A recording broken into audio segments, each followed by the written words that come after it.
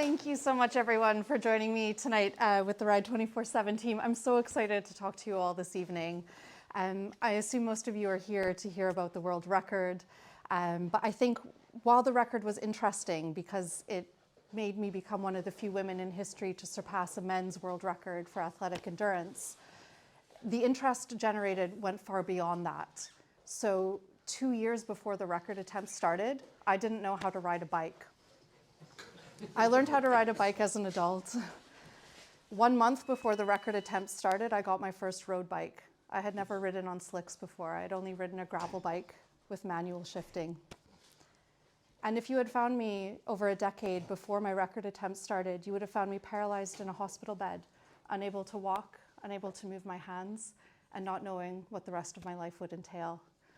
So this evening, while I want to talk to you a lot about riding bikes, I want to talk to you first a little bit about my life, because that gives context to the challenge I wanted to undertake. I then am going to tell you the good, the bad, and the ugly about the LEJOGLE record, so Land's End, John O'Groats, back to Land's End. But I think most importantly, at the end, what I really want to cover is the lessons I've learned in the last 3 years about how to ride a bike far, but more importantly, how to ride a bike far fast. So for me, I've had a lot of learnings that I've learned the hard way that I want to share with all of you, so hopefully you won't have to. And this comes into tenets such as my training, so how I think about my time on the bike, how I think about my strength training to go far and go far fast. And then it's also going to cover a little bit about the protocols that I use when I'm doing extreme long distance riding or multi-day events. So this is my nutrition protocols, my sleep protocols, if you guys ever have to do sleep deprivation, hopefully not to the extent that I did in May. And also my riding protocols and how I pattern my riding when I'm doing very long distance or multi-day events. So I'm hoping to speak for maybe 35 minutes or so, and then I really just want to have a conversation with all of you, and you guys can ask me anything about anything I cover. So these pictures that were all behind me as well, these are all from the LEJOGLE record, and they were taken by James Busby, who's in the audience here today. So yeah. So I guess my life started when I was young. I was pretty athletic as a child. I had lots of energy, and my parents put me in a track and field club because A, it was cheap, and B, it would tire me out. So from the time I was about 6 or 7 years old, I was running in a track club and working with coaches, and it became clear relatively quickly that I had a natural inclination to running. So I was beating boys that were 5, 6 years older than me routinely. And so the way my life developed up until the point when I was about 13, 14 years old was very centered on one type of sport at the expense of everything else. So by the time I was 14 years old, I held several national records in several different disciplines. I had run a Commonwealth Games qualifying time, and I had become the youngest person in my country of Canada to achieve world qualifying standard in my disciplines. My whole life was ahead of me. I was in the Olympic pipeline, and I was training with the men's varsity team by the time I was 15 years old. I had the confidence of someone who knew where my life was going, and I was comfortable and confident winning. But life doesn't always turn out the way that we expect. So when I was 15 years old, I had developed an injury from overtraining, which is something we're all probably familiar with in this room. And I needed a very minor surgery of both of my feet. I needed to put screws in my feet to repair some soft tissue damage. So I made the decision with my family and with my orthopedic surgeons to have the operation on both my feet at the same time. This would put me in a wheelchair for about 6 weeks, but I would be able to return to the track pretty soon thereafter and continue my training and my build for the Junior Olympics bid. What happened after the surgery changed my life forever. So the surgery went well. I went into the wheelchair, but what happened is I didn't come out of it. Instead of healing, I regressed. Instead of my pain improving, my pain got worse. Instead of the circulation improving in my lower legs, it got worse and they started to turn blue and black. And over the course of 2 to 3 months, I lost the ability to wiggle my toes, move my ankles. It tracked up into my knees, my hips. I became fully immobile from the waist down. The doctor still didn't know what was wrong with me, but it started spreading beyond that as well while the tests were undergoing. It moved into my shoulders, and I had frozen shoulders and elbows. And about a month after that, I lost the ability to move my hands. They were stuck. So I went from a highly confident and capable young woman who knew what was ahead of her to not being able to take care of myself and needing 24/7 assistance. I couldn't feed myself, I couldn't bathe by myself, and I didn't know who I was anymore. The process of rehabilitation was incredibly intense and one of the hardest things I will ever go through in my life. In addition to being immobilized, I was in great pain. So the disease that I had, it's called complex regional pain syndrome, or reflex sympathetic dystrophy. It's known as one of the most painful conditions in medicine. To give you an idea of it, there's an objective measure of pain called the McGill Pain Scale. And if you fracture a bone, that scores about 19 out of 52 on this scale. If you're unlucky enough to have a finger amputated without anesthetic, that's about 30 out of 52 on the scale. My disease ranks at 48 out of 52, and it surpasses the ability of modern painkillers to manage it. So I was living for years immobilized, in pain. I had lost 40% of my body weight and all of my hair. But over the course of several years, with a lot of charities and a lot of help of different hospitals in Canada, my home, and in the US, I was able to rehabilitate, learn to walk again, learn to move my hands again, and be outside living my life with various assisted devices. And it was at this time I started thinking how I wanted my life to look. And I wasn't really at the point yet where I could go back to athletics. That was still too painful for me. So I decided to pivot, and I decided to look at academics because that didn't require a lot of physical strength, and it would allow me to explore a new part of my identity. So I started going to university. I first had to finish high school as an adult. And I ended up with 4 degrees in 4 different subjects, culminating with my doctorate in finance at the University of Edinburgh here, which brought me to the UK. And this period of life allowed me to really heal my mind-body connection, and it allowed me to start learning to trust my body again. So it was during these years of doing my doctorate, I actually started running again. And I realized that while my illness took a lot from me, it gifted me with a lot too. So I no longer had the speed or the power that I had when I was young. I knew I would never be that woman again. But it gave me new abilities to endure. It gave me a new benchmark of what I could handle mentally and physically. And I decided that that could actually be my superpower now. And that could be a way for me to revisit all the versions of my life I didn't get to live and explore my new capabilities moving forward. So I started running, and my 5-kilometer runs grew into 20, 50, 100, 200-kilometer runs. And in the process of these years, I was building my body back, but it was very, very difficult. I have brittle bones now from my illness. I broke 7 bones, including my pelvis, building myself back. I needed 4 abdominal surgeries. But I got to the point in 2023 where I was going to take on the LEJOGLE running record. So I was going to run from Land's End to John O'Groats. 5 months before my run was meant to start, I fractured my femur, my thigh bone, in 3 places. And my doctors told me unequivocally, you need to stop. Like, this is not for you. The door on running is closed. You can never do this again. And again in my life, I decided I needed to redefine myself. So my friend had a terrible idea. And he said, have you ever heard of the Transcontinental bike race? And I said, no, but it sounded pretty cool. You could ride your bike across Europe. I thought, well, how hard could it be? I just need a bike and need to heal my broken leg. So we applied, and we got in. And with 5 months before I took the start line of the Transcontinental, I had to buy a bike, learn how to ride it, and heal my broken leg. And that was my introduction to cycling. How many of you here know what the Transcontinental is? Quite a few of you, yeah. It has a lot of lore. For those who don't know, the Transcontinental is one of the most difficult self-supported cycling races in the world. You basically have to race fully unsupported under your own volition across the continent of Europe. It's usually about 4,500 kilometers. It will take you from somewhere like Belgium to Greece or France to Istanbul, Turkey. It's different every year. And you're your own SOS, right? So you are your own mechanic, you are your own doctor, you are your own GPS. If things go wrong, it is on you to fix them. You find food where you can, and you sleep as and when you can find a safe place to do so as you cross the continent. Sounds easy, right? So those 5 months building up to my first transcontinental in 2023 were incredible. It was a crash course in learning how to ride a bike and learning how to ride a bike far.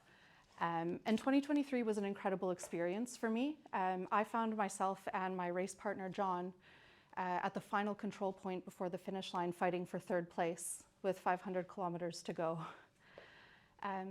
Shortly after that, I crashed on some gravel and fractured my wrist and had to scratch. But it was one of the proudest moments of my life because it shows you what can happen if you practice radical self-belief and just trust yourself to figure it out. You just have to get started and figure it out. And this really gave me the bug for wanting to ride a bike longer and longer distances. So I decided to double down and do transcontinental last year, again in 2024. This time with the help of a coach and a slightly better bike and armed with the knowledge of the mistakes I made the year previous. And in last year's transcontinental, I was fortunate to finish near the pointy end of the race, and I had an incredible time with no broken bones. But in the process of completing the transcontinental races, what I really loved about them was the extreme endurance on the bike, the ability to go massive distances, cross entire countries in a day on your bike.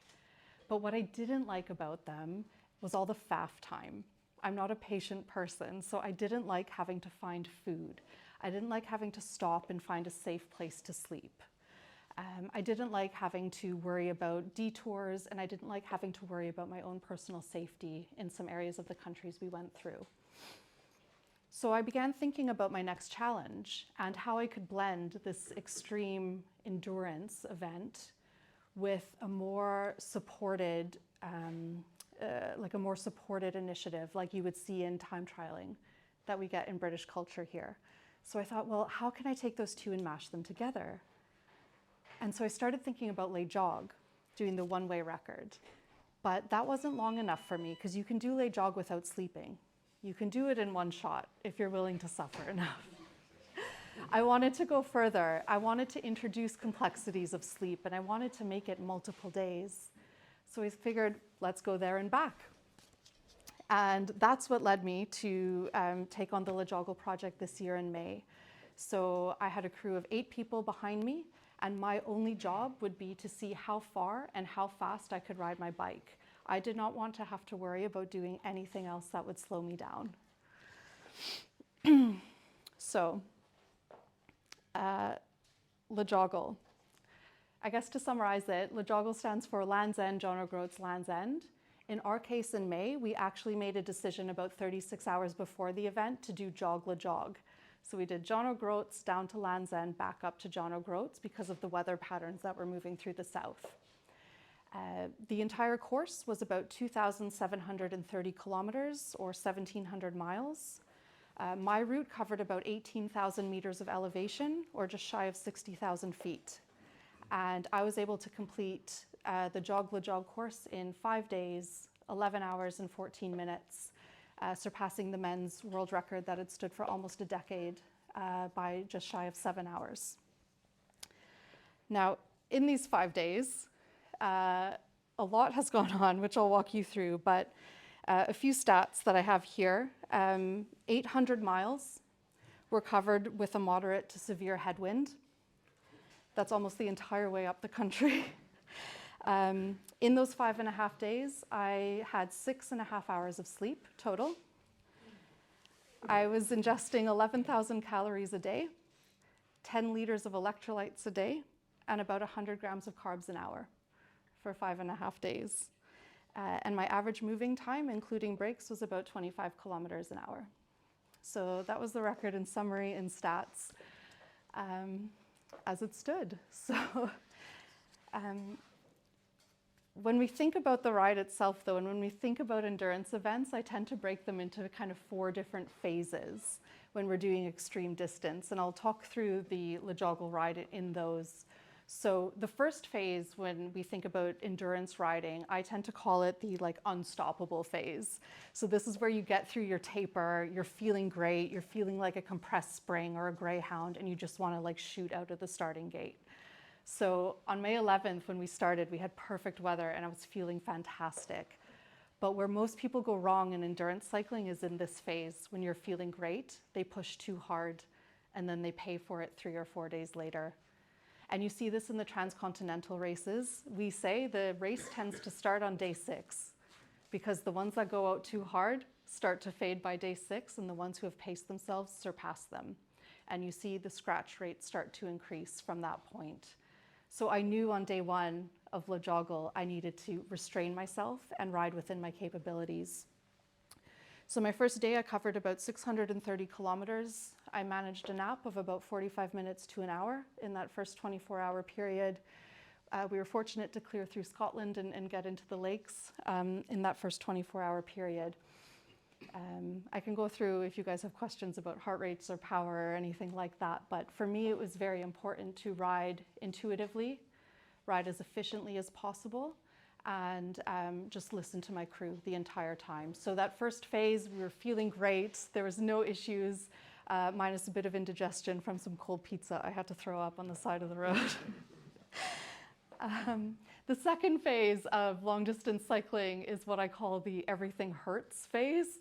And this is typically like the pain wall that a lot of people face.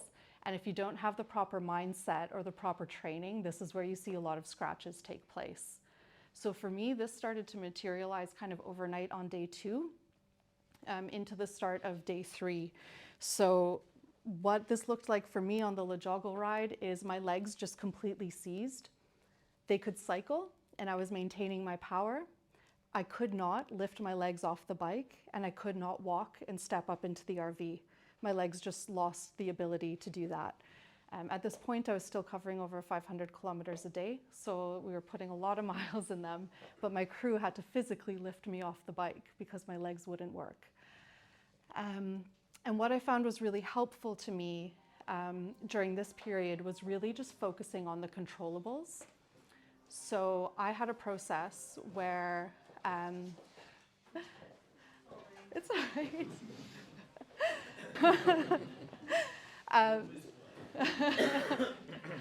So I had a process where basically I didn't want to know where I was versus the record. I didn't care because that was irrelevant. What was important to me was the watts I was pushing, what my heart rate was. Did you have your watts up on your headset? Yeah. Was there a golden number? Yeah, so I had more of an awareness, I think, but so I had my watts, I had my cadence. I wanted to stick to 85 for my cadence. Wow. My watts, I didn't want to go over 200 at any point, and I wanted my heart rate around 115. That's 15. kind of 115. So if it wasn't one of those 3 things... How often were you backing off for that then? Not too often. I found you kind of settle in. Your body settles in. It's very strange how it happens. But so if it wasn't one of those things, I was very diligent about not letting it occupy space in my mind. So as your emotions come and go, as the wins come and go, as the pain came and went, I had to just routinely focus and bring it back to what I was controlling and what I was able to progress. And this kept me anchored and kept me able to kind of move through that pain gate as my legs started locking up. So for any of you looking to kind of go further and go further faster, I think practicing this mindset and bringing yourself back to what you're controlling and what you're using to push yourself forward is incredibly important. And it got me through that really challenging moment in the night 2 into day 3. And at this point, this is about when I ended up at Land's End, so finishing the first half of the ride. It was at that point my crew told me I'd put up the 4th fastest time in history for women, and I was less than 40 minutes off the world record for women for one way. But of course, I still had to go back up. So this kind of brings me to the 3rd phase of endurance cycling, is what I call the flow state. So this is once you push through that kind of pain gate where everything hurts and your body's kind of adjusting to what you're asking it to do. It's adjusting to the lack of sleep. Once it understands what you're asking of it, you just enter this like almost moving meditation where you feel like you can go forever. You can't, but you feel like you can in the moment. But what's important to notice in this state and what I experienced in LEJOGLE, so this started the morning of day 4, is the lack of sleep really started getting to me. So physically I was doing great. Physically I was like, I can ride this bike forever. My cognition was starting to go because by day 4 I had about 2.5 hours of sleep. And I remember I stopped riding and I got off my bike and my mechanic came running over and he was like, why are you stopped? What's wrong? And I remember looking at him and I said, Pete, why am I riding a bike? Where am I? Which is not what he wanted to hear. But we get this with extreme sleep deprivation is you start having breaks in cognition where you don't really understand what's happening and you feel quite dissociated. So this is where the power of your team really comes from, or the power of your support network really comes from, because they were able to get me back on the bike and stay in my ear and my comms and just say like, it's okay, like you're doing perfectly fine. We just need you to keep riding the bike. We're behind you, just keep pedaling. So I was like, okay, like, even though I didn't quite know where I was. And I ended up stopping again and again and again because I kept thinking I was lost. And at one of the points I stopped and I said, Pete, I would like to sit down now. I'm really tired.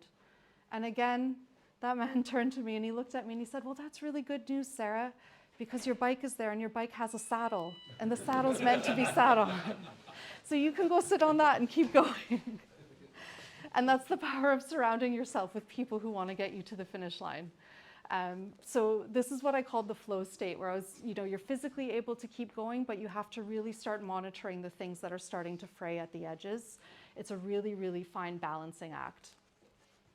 And this takes me to kind of like the final stage of what I call, endurance work and endurance events, which is, I call it the balancing act. So my coach says that endurance athletes are like containers of water. Over time, holes will be poked in them and the water will slowly start draining out.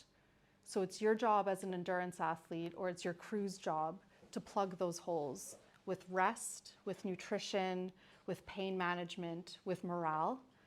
And if you time everything appropriately, that container should empty at the finish line, but not before. So this is the balancing act that I kind of think about in the final stages of an endurance event. Now, my container emptied about 500 kilometers away from the finish. So we didn't balance it perfectly, but what happened is we had pushed my sleep deprivation a little bit too far. So we were going into the night of night 5. I had maybe about 3.5, 4 hours of sleep at this point. And I was starting to wobble a little bit more on the bike, still pushing about 500 kilometers a day at this point. And I just lost consciousness and went straight into a nettle bush. And my team had to pick me up on the side of the road. They had to shine flashlights in my eyes to wake me up. They had to give me glucose gel because I had gone into hypoglycemic shock.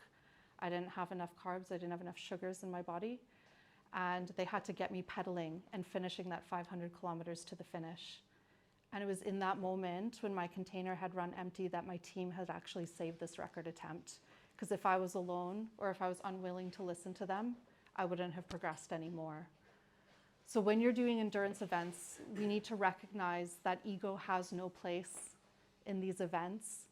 You need to be finely aware of your limits and what your limits are, and you always need to ride slightly restrained and ensure that you're hyper aware of what you're feeling and communicating what you're feeling with your team or with your support network as you do that.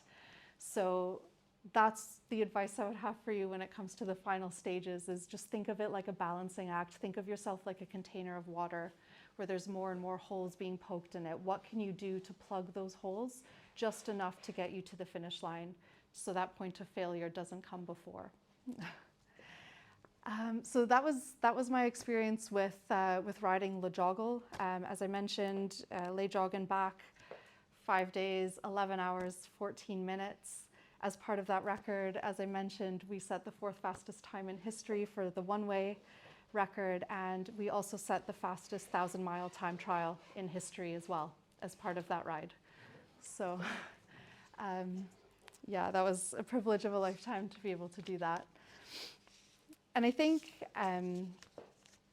what I've learned, the last 3 years of learning to ride a bike has been a really deep focus, like what can you achieve if you go full tunnel vision on something?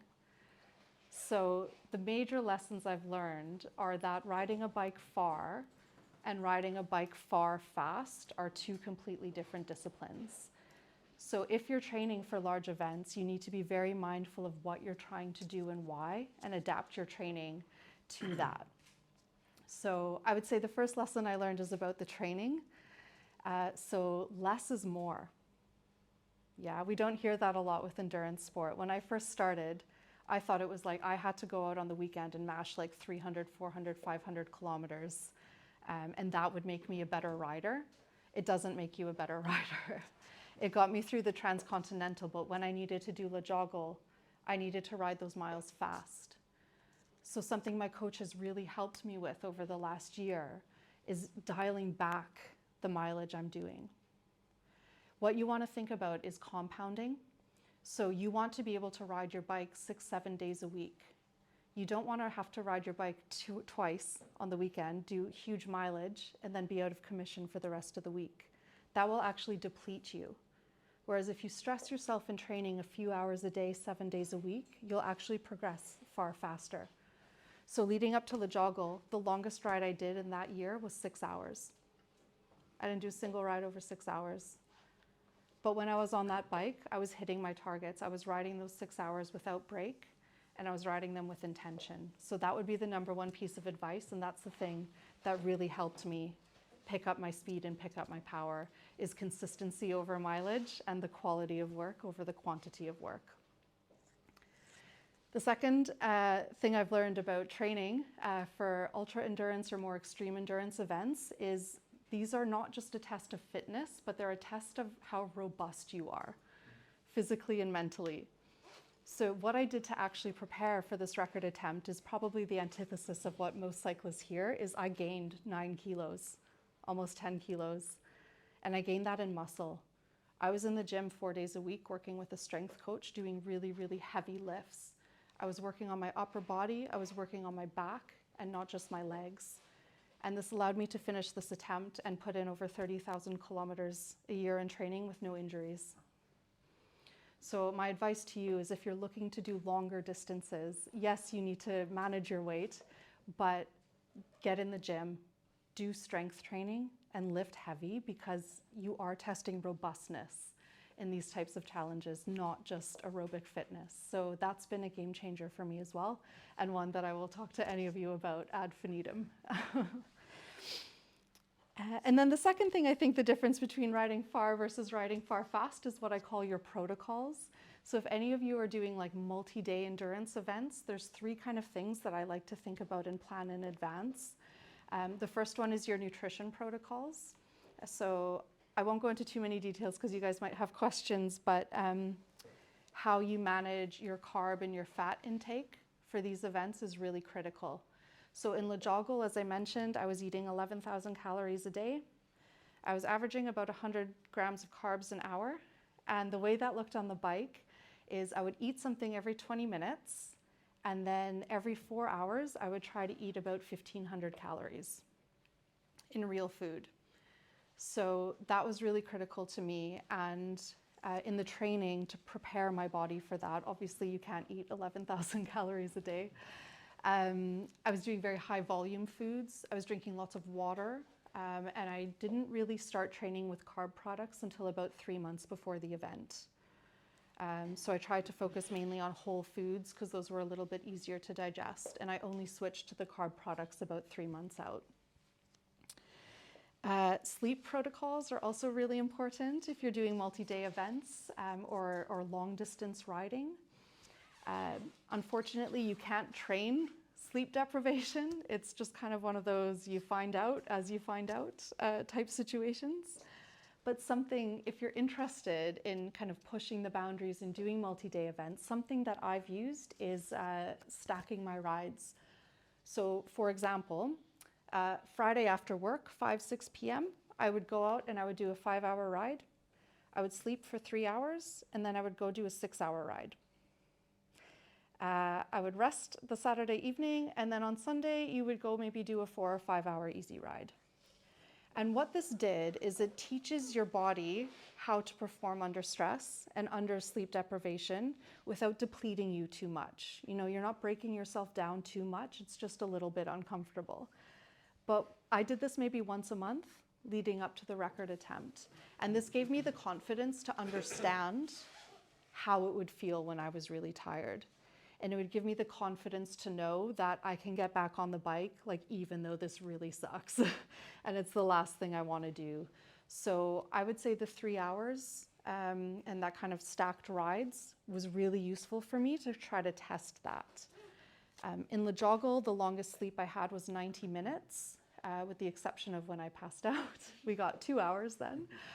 And that was based on the REM cycle, because your average REM cycle is about 90 minutes of sleep. So we just took a guess that that would be appropriate for me, and that's what we went with. I didn't train the 90 minutes of sleep. I didn't practice that before the event because I had those 3-hour sessions that gave me just enough confidence to know how I may be feeling having to wake up and get back out on the bike.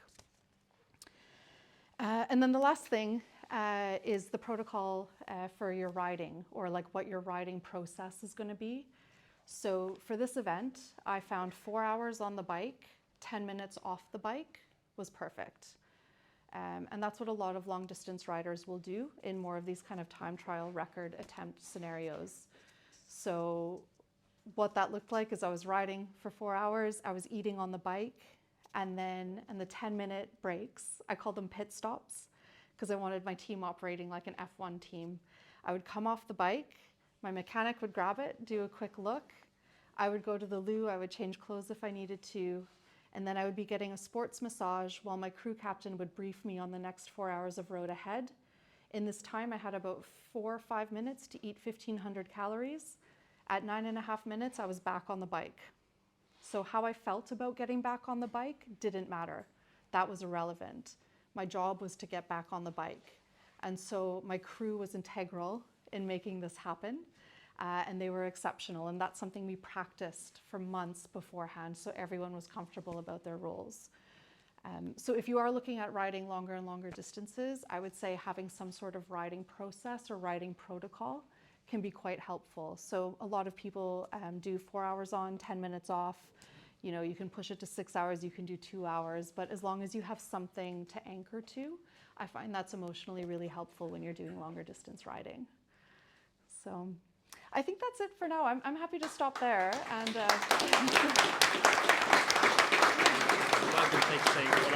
wow. So I think we're all sat there going, bloody hell, in our dreams. If there was one moment when you were like, yeah, I'm just going training, and we're gonna start the ride at 5-6 p.m. after work, do 4 or 5 hour ride, go to bed for 3 hours, and get up and do a 6-hour ride. yeah, wasn't great. You've got, and what I'd like to jump into a little bit about mentality, because you know you had your horrific illness, you came back from that, and then you thought running. And then you found the transcontinental race, which is one of the hardest, if not the hardest, endurance events. Were you going through the transcontinental race going, bloody hell, I'm pretty good at riding a bike?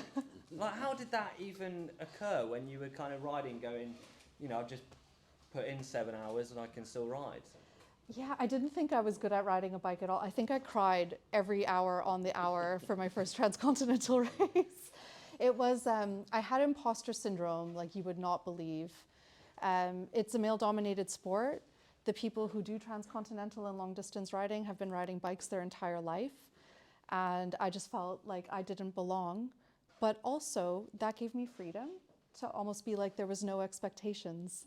So all I had to do was ride my bike. I didn't have to worry about anything else. So it was a really unique experience for me, but at no point did I feel like I was good at it until ironically, when I fell off my bike and broke my wrist and we realized what place we were in, that we were actually doing quite well. I mean, So- obscenely well, Yeah. actually. Like, Yeah. And then you kind of finished the transcontinental race. You put in, like, obviously you were top tier, and then you were like, oh, you know, like we all do. we get off the bikes and we're shagged, and then we're like, wait 2 hours for the next day, and I'm ready to go again. And then were you like LEJOGLE? You know, where did that come about? What I know you kind of like touched on it in your talk there, but. Did you look at kind of the James McDonalds of the world? Did you look at some of the other Mark Beaumont, and many of you will know? Did you look at them and go, actually, this kind of format could suit me? Yeah, it was a conversation with my coach, actually, because I was really frustrated after last year's transcontinental, because I felt I had a massive mechanical. In like the final day, I was like fighting for like third place again, and like I was out for like 10 hours with 2 cracked rims in the middle of Turkey, and I was like, I know I'm not rising to meet my own expectations of myself, and it's something completely outside of my control. So I was raging after, and which is the beauty of the event. Yeah. But I went back and spoke to my coach about it, and he was like, well, have you ever thought about, you know, the James McDonalds and the Mark Beaumonts and having a crew with you, so you don't have to contend with these unknowns and you can actually control the controllables? And that's when the light bulb went off. And I said, there's a whole different type of cycling that I didn't really know existed at the time. And you were like, and then kind of choosing that team, how did that happen? And how did you pick?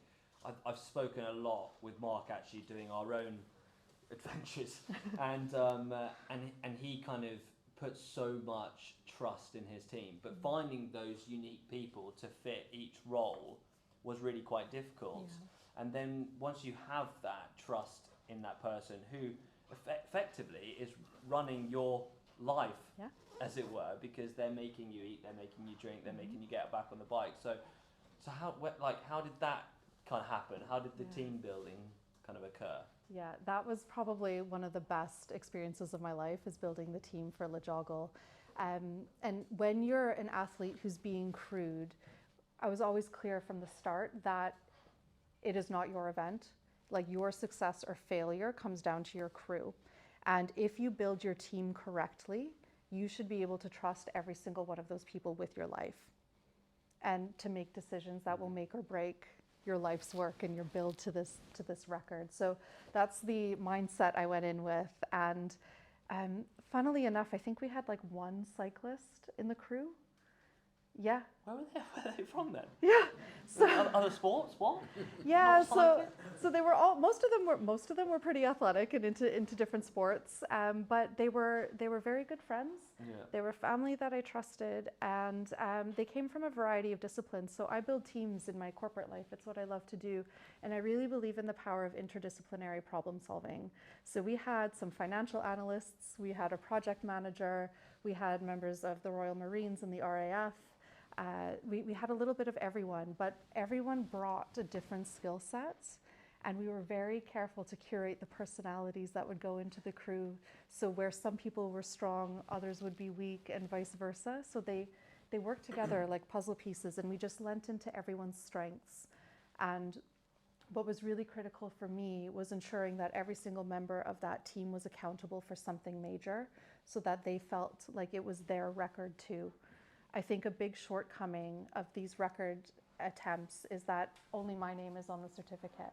But as you know, like, I think with the media, there was 14 people on the road with me. You know, behind every successful person is a community. And so we really wanted to build that leading up to LEJOGLE. And did they have experience in events like that? No, no one did. And did you as a team build the strategy? So 4 hours on, 10 minutes off is, I mean, has anyone tried doing 4 hours on, 10 minutes off? No. It's one of the worst things I think I've ever done in my life. Yeah. Because, it's one thing 4 hours on, 10 minutes off, but for 5.5 days.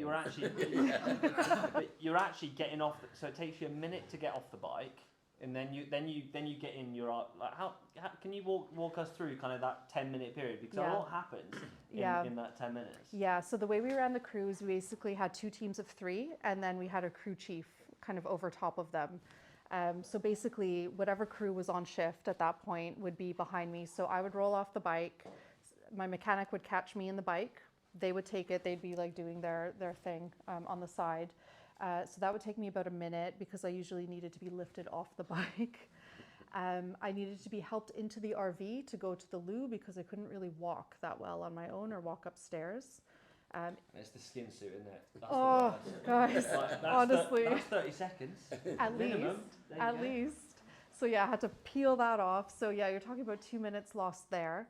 By the time you get onto the massage table, someone is handing you a warm meal. It has to be warm because if it's cold, you'll throw it up or get indigestion. I learned that the hard way. While they are massaging your legs, which is excruciating, for about 3 minutes, you're eating 1,500 calories of porridge and peanut butter while someone is talking at you, telling you what is on the road ahead, telling you what you're doing well, what you're not doing well, what you need to think about moving forward. And you are doing all of this on less than 90 minutes of sleep every 24-hour period. So when you say you have a 10-minute break, it's not a break. The only time you can take a rest cognitively is when you're asleep. And then literally you get on the bike.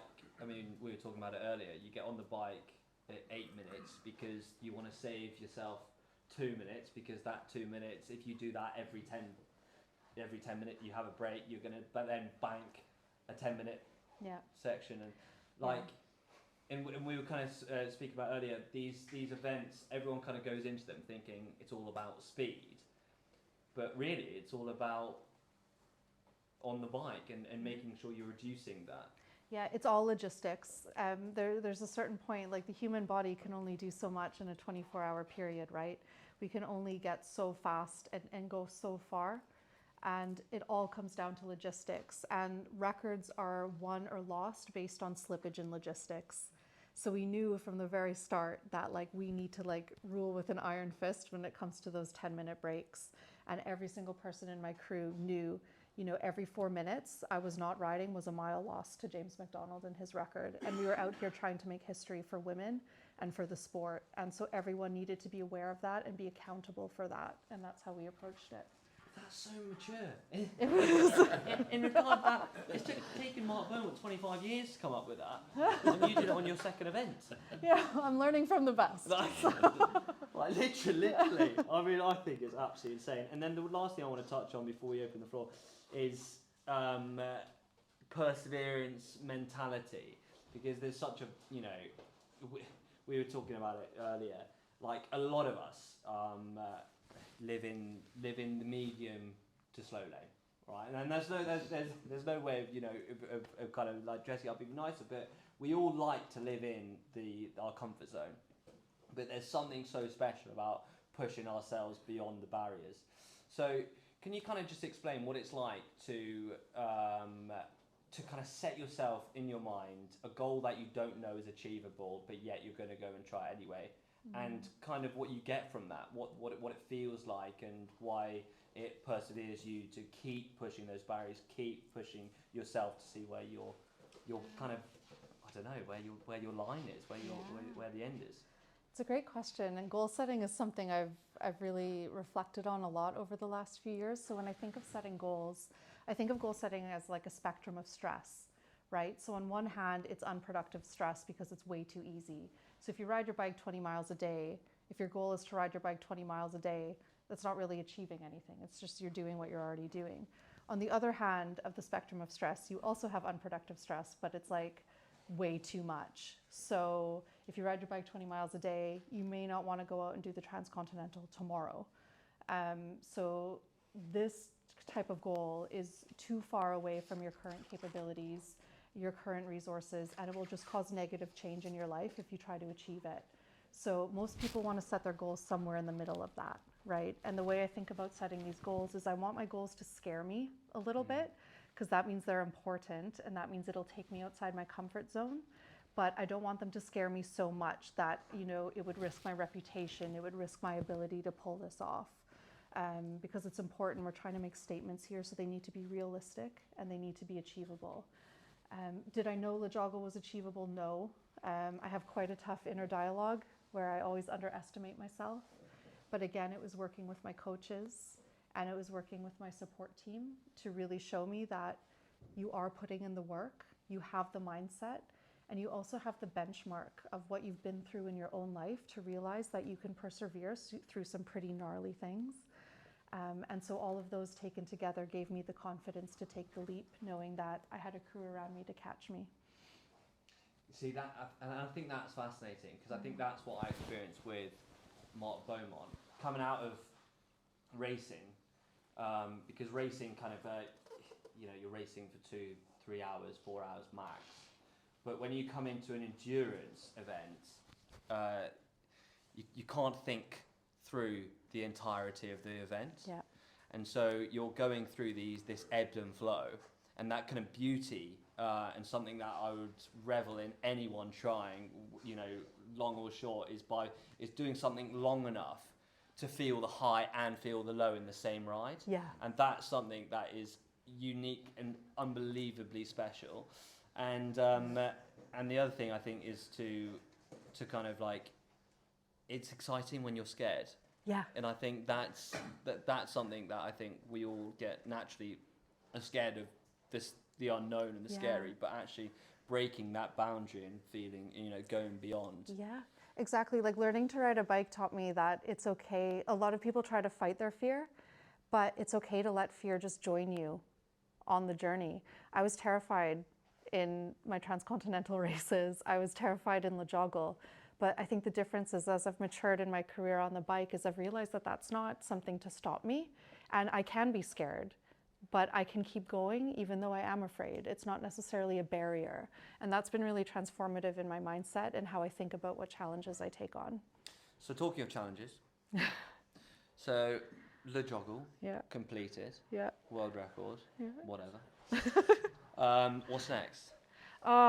Well, yeah, I haven't learned my lesson, so we're going on for another world record attempt next year. I'm not able to say what it is yet, but yeah, we will be taking the same model and approach that we used with LEJOGLE, and we'll just be making it bigger. So we'll be announcing that at the end of February. And then you'll be back to talk more, I'm hoping. Hopefully, hopefully. Right, I think it's time we get some, because otherwise I'll talk for ages. We should get some questions. Has anyone got any questions? Yeah, I've got 2 very quick questions. Yeah. You mentioned 36 hours before you actually attempted the record that you changed the way you were going to do it. Yeah. Was that the right decision? Yes. Oh, okay, brilliant. Yeah. I hoped it was. I hoped you weren't going to say no. And Yeah. the second very quick question was, how long did you sleep for at the very end? Oh, great question. So I actually couldn't sleep at the end. I don't know if you found that, but yeah, my whole nervous system. So the very last night, I actually started going into shock. I was like shaking, like uncontrollably. My body was like you need to stop. Yeah. And I was so tired. And when I got to the finish line, I think I was just so wired that I couldn't. And your body's so used to being in stress that it doesn't just instantly come down. My coach says after these events, I don't know if you would agree, but the athlete is almost like a critical care patient. Your body is so stressed and you're so depleted that even though I had no injuries, that you really need to be incredibly careful. Yeah. So I didn't actually return back to a normal sleeping schedule for about a week or 2 after. Yeah, I wanted to sleep, I just couldn't, so. And when did they let you out of hospital? I didn't have to go into hospital actually, so I did end up in A&E briefly. I had some really severe saddle sores, but At least no broken bones. no broken Yeah, bones, that's good. no injuries. Yeah. So yeah, I was really grateful for that. And it was always like it was safe. So yeah. So basically, the way that we coached the crew and got them comfortable with this is basically like, this is what sleep deprivation looks like. This is like, she's not going to know where she is. That's okay. Her life isn't in danger. You just need to reassure her. As long as I could kind of pass the cognitive tests that showed I wasn't going to like drive into oncoming traffic, they were like, she's good to ride. So the question became, the question wasn't, do we need to stop? The question was, how can we get her back on the bike? Because she's not going to thank you for letting her rest. Yeah, she's. How long can you leave her passed out for? Yeah, exactly. There was a debate over how long to let me sleep, so they did give me 2 hours, which was great.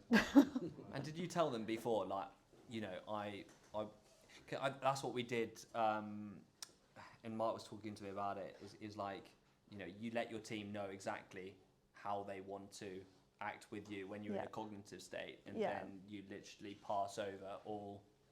Yeah, exactly. So we had these conversations beforehand, and I basically told them as long as I was conscious, their job was to keep me well enough to keep riding my bike, and I wasn't going to thank them for letting me sleep. I was going to thank them for helping me rewrite history, and that's what we did. So, Yeah, that's insane. Yeah. Is it? Yep. Yeah, I've got a couple of questions. So, throughout your recovery, you went through immense pain. Yeah.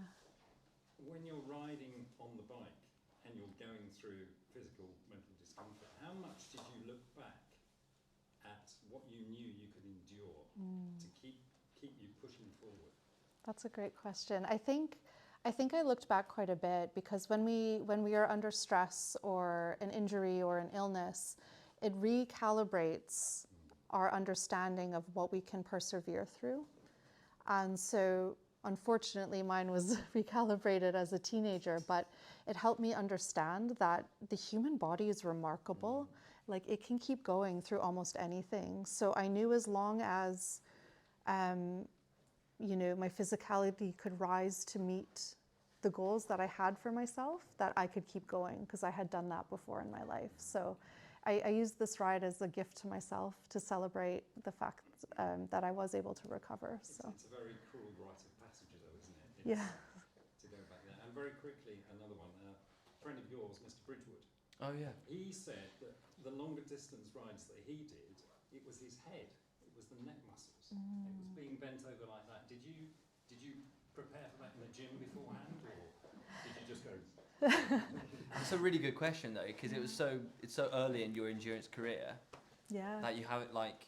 Because Ollie said Yeah. he would raise, and when he does it again now, he raises everything up so his head isn't at that angle. Yeah, exactly. Yeah, so we were aware that could be a problem, and it is something that we prepared for. So we tried to prepare for any eventuality, including that. So my team lovingly bought me a neck brace before the event started, just that they could jerry-rig in case that happened. Yeah. But longer term, it goes back to my point on strength training. So I'm in the gym 4 days a week. I work with a strength coach who trains a lot of my upper body. So we do really heavy lifts that you don't see a lot of cyclists doing for my upper body and for my neck and my back. So I didn't have a single issue. So. Yeah, that's insane, because there's some amazing pictures in RAM Yeah. with these like tied up head braces.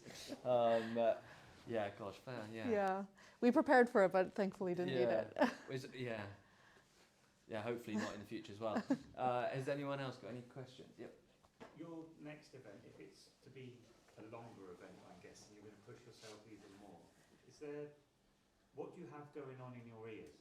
Do you just, on your own, the crew are talking to you at certain points? Is there benefit of somebody riding up with you? Yeah. You volunteering? Well, I'll do that for 10k happily, and you'll be bored of me after 10k. But you know, just is that something that comes into it when you take it further? Yeah, it does come into it. Maintain? Yeah, so usually in my training, I always have stuff going on in my ears. I have music, pods, whatever. In the event itself, I had nothing. I think it's because I was so overstimulated and I was just so focused, and it takes all your cognitive effort when you're so tired to just keep the bike on the road that I couldn't handle like anything in my ears. It became a running joke with the crew actually that I would keep unplugging my comms, and then they kept being like, oh my God, our comms are down. So they would hang out the window with a megaphone and start yelling at me. And I was like, I just don't want to hear anything.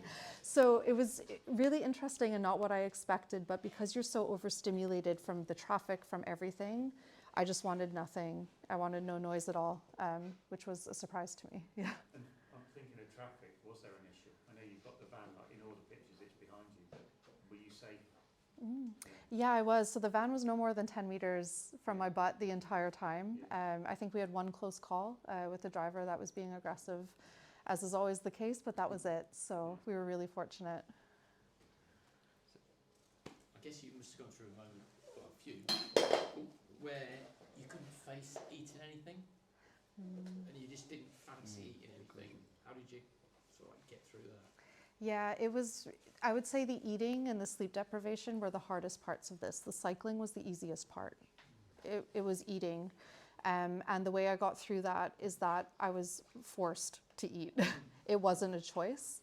And I knew going into this event that it was my job to do what I was told.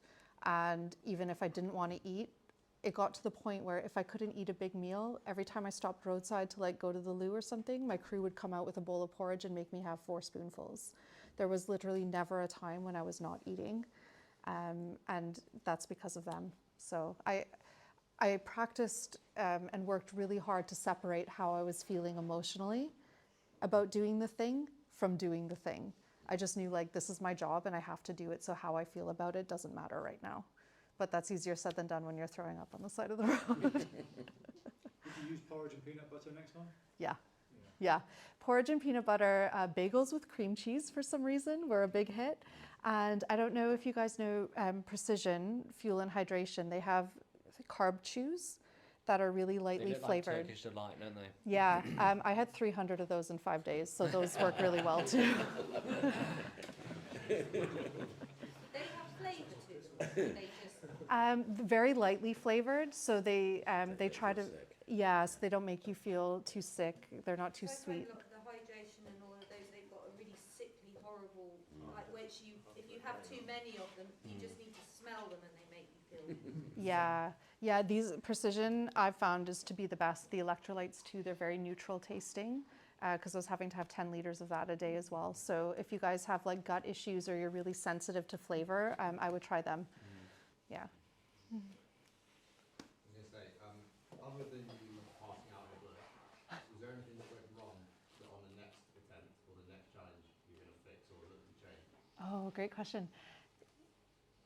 In all honesty, I don't think so. We were so over-prepared, and that there was nothing that we met that I don't think we couldn't handle.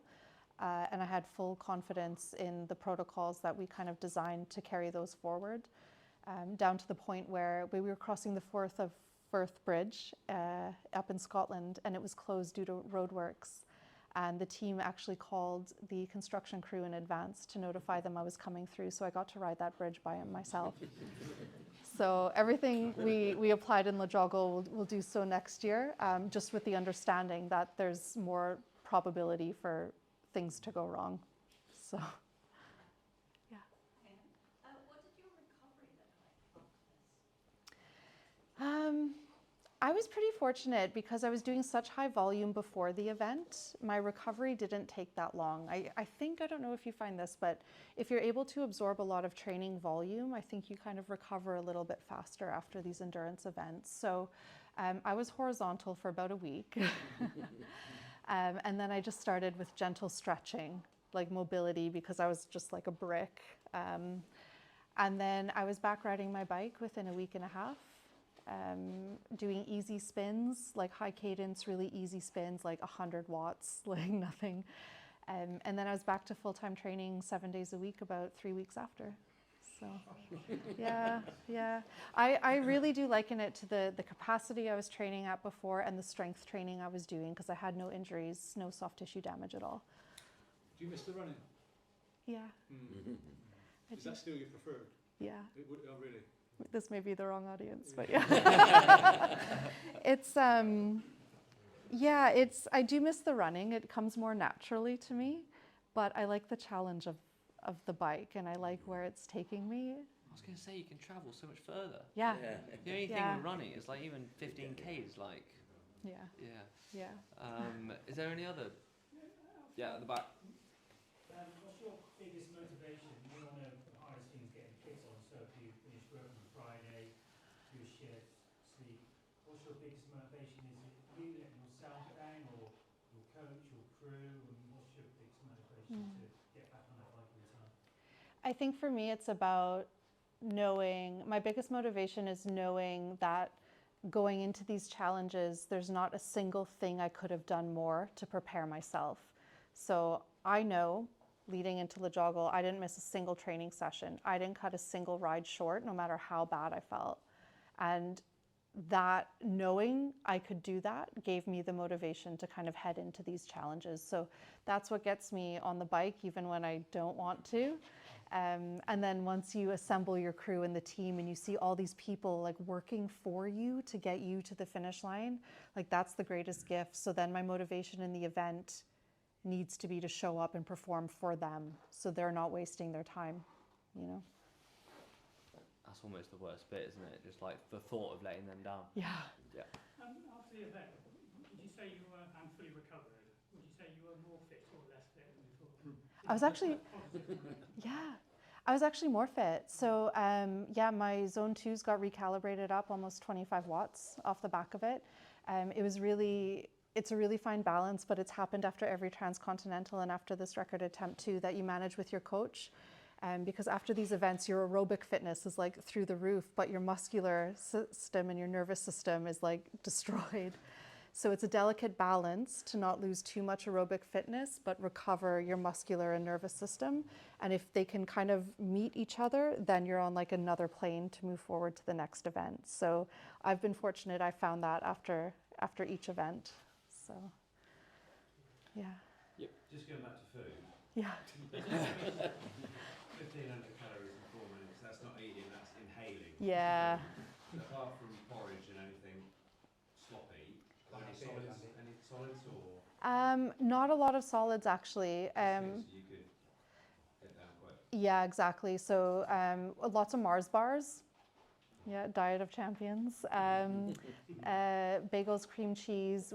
We did a lot of liquids just because I would get indigestion if I ate too much solid food. Mass gainers that bodybuilders use, really good. You can fit about 1,000 calories in a water bottle. Huel shakes are also really good. We were using those for calories. Like my worst nightmare. With your strength training, have you thought about dropping the bar and just going fast and doing a crit instead? We can make it happen. Oh my God. Yeah. No, so you know what? Brompton invited me to the World Championships after LEJOGLE, which is basically like a crit race through London on a Brompton, and I crashed in the first 800 meters and was wiped out. So my bike handling is now good enough. Did you do it? Oh, I did 800 meters of it. So. This year? Yeah.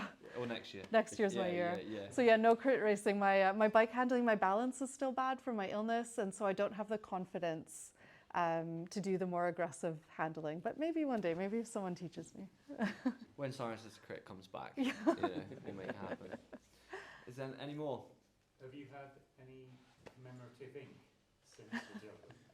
No, I haven't. I haven't. A lot of people have asked me that. I I haven't. thought they'd keep going. This one? Yeah. Yeah, so this was my route in the transcontinental. It's the map line. Oh yeah, nice. But yeah, nothing for LEJOGLE. So maybe Yeah. next year. Maybe next year, the next Wow. record. Mine's more of a request really on behalf of Mitch. We were involved in an event like this quite a number of years ago, an endurance event, and Mitch really enjoyed it. He was driving. He's asked me that if you've got a place on the next event. Yeah. He'll be the driver. Yeah. He loves our things. Yeah. And to be fair, we were involved in that, and it was the hardest thing that I've ever done in my life, and probably the Yeah. hardest thing. So. And we were with the crew. Oh, no, Crew's hot. it's an endurance event for the crew. Yeah. Like my crew was sleeping 3 hours a night. Like they were getting whooped as bad as I was. So yeah, kudos to you guys for doing it. And it is like, I think there's something really interesting about kind of the behind the scenes of the event, because the crew, I mean, I was crewed for Mark Beaumont's North Coast 500. And oh my God, I was more knackered than I was when I rid lads at John O'Croat. So I was Yeah. like, this is intense. Well, Because you're also like, you don't feel like you can sleep because you're not riding a bike. So it's kind of like... Yeah, exactly. Did you know all the people in your crew before you, or how did you find them? Did you like advertise for them? Or did you, how did you get them all? Yeah, so I knew them all personally to varying degrees. So some were coworkers, unsuspecting coworkers that I cornered and had an opportunity for. And then others were just friends that I had known for a few years that I trusted to problem solve, that I trusted to take accountability, and were just really good people who wanted to, we did the ride for charity, so they wanted to, you know, fundraise for charity and be part of something, so. But this next year for the challenge in 2026, because it's such a bigger scale, I can't rely on the goodwill of just my friends and family anymore. So we're pulling together a larger crew that's more professional. Will the same people that did it this year do it next year, or is it? About half of them are coming back. Yeah, yeah. Not scared them off just yet. Not yet. Let's talk about your kit a little bit, because I just think, because it's there, I think it would be hard not to talk about it. Sorry? There's no tent. There isn't any tent. No. I mean, it might be packed up in the top tube bags. So who knows? Saddle good, bars good. Bars were good. Talk to me about it. Yeah, bars were good. We didn't go too aero with the bars. We wanted to optimize for comfort. Because that was really important to me, knowing I would be in the saddle for so long. A lot of people think they need to get super, super aggressive in the bars. If you're doing these long challenges, you don't. You want to be comfortable. If you're not comfortable, you'll ride slower. So the bars were great. Top tube bag, what do you have in there? Oh, anything. I had bagels shoved in there. I had a cheese sandwich at one point. You had a bagel, just like... Yeah. It was for food. That's all it was. Yeah. Oh, really? Yeah. I would grab things from the crew car and like just stash them in there. Yeah. So that was in there. Yeah, I had one bottle of electrolytes, one bottle of water usually.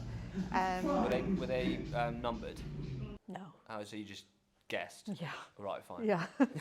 And the saddle was pretty good. I ride with a Cell Italia saddle, but as I mentioned, I actually got really bad pressure sores because I was riding in TT position 22 hours a day. So you're going to get them. So we actually switched from a Cell Italia saddle to an Infinity saddle. Have you guys seen those? There's like those weird kind of outlined ones, and that got me to the end of the ride. So I did the last day and a half on that one. And then if you were going to, so say for your next event, you were actually pretty aero, to be fair. Yeah. With the aero socks and that. What would you change and adapt to kind of eke out some more speed without putting more wattage through the pedals?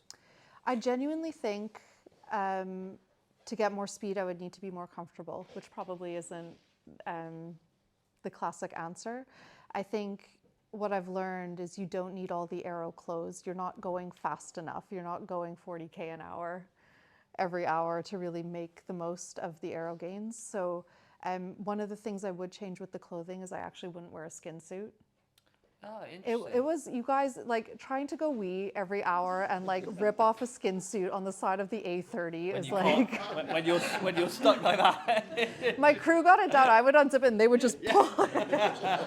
So next year I am not doing that. So I'll be wearing separates next year. But I think really comfort over aero if you're going longer distances. And we optimize for aero where we can, but that's not the starting point. The starting point is comfort. Lots of people pick that up. I didn't. Yeah, that is interesting. Yeah, I've never ridden in other pedals. I've only ever used SPDs, so I didn't want to. I had enough going on. This was my first, road TT bike, first time on slicks. So I was like, I'm not going to change the shoes and the pedals. Second event. Second event. Yeah. Yeah. There's a few things that we can build on. Maybe rear disc. Tri-spoke. I was told no rear disc because I'm not heavy enough, so it's actually quite inefficient for me to go on a rear disc because of my weight. Tri-spoke on the rear. Tri-spoke. Yeah. Yeah. Well, lots more to come. Well, thank you, and can we get a big round of Thank applause?